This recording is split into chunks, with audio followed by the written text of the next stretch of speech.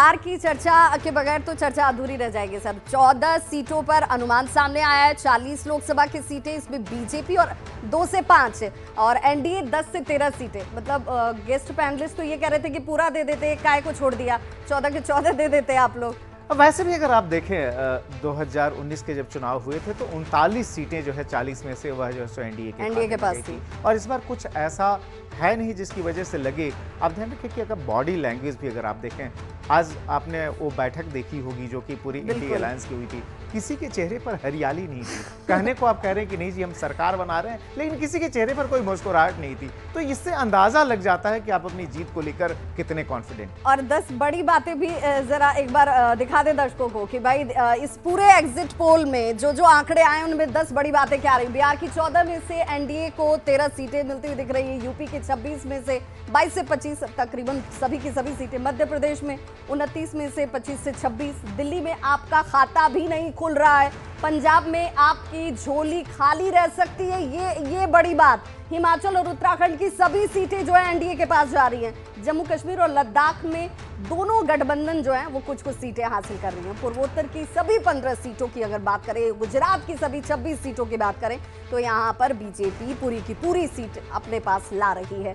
कर्नाटक के लिए भी कर्नाटक के आंकड़ों को देखकर आपको लगा सर? कर्नाटक में भी जो अब माना ये जा रहा था कि असेंबली इलेक्शन कांग्रेस ने जीती है और उसके बाद से शायद वहां पर जो बीजेपी के अंदर जो इनफाइटिंग है, जो कास्ट अलाइनमेंट्स हैं, उसके हिसाब से नुकसान हो सकता है। लेकिन वो नुकसान कहीं भी इस एग्जिट पोल में दिखाई नहीं दे रहा, जो नतीजे हमारे सामने हैं। दूसरा, मैं मध्य प्रदेश की तरफ एक बार फिर आपका ध्यान खींचना चाहूंगा। मध्य प्रदेश में जो एग्जिट पोल ने जो बताया है वो ये कि वहां पर ध्यान रखिए कि सिर्फ एक सीट कांग्रेस के पास होती थी, छिंदवाड़ा की सीट। और जो एग्जिट पोल है वो शायद उस डायरेक्शन में कि शायद छिंदवाड़ा की सीट भी जो है कांग्रेस लूज करने जा रही है इस बार, और ये कंप्लीट डोमिनेंस होगा मध्य प्रदेश में भी बीजेपी का। आप ध्यान रखिए कि बीजेपी, खासतौर पर जो बीजेपी की टॉप लीडरशिप है, उसने करीब 16 राज्यों के बारे में वो आश्वस्त है कि उन राज्यों में हम उसको कंप्लीटली डोमिनेट करने जा रहे हैं, वहां पर एक भी सीट हम हारने नहीं जा रहे हैं। उसमें मैं बता दूं कि उसमें मध्य प्रदेश भी है, राजस्थान भी है, छत्तीसगढ़ भी है, गुजरात तो पहले से ही हम कह रहे थे। बंगाल उसमें जोड़ेंगे? बंगाल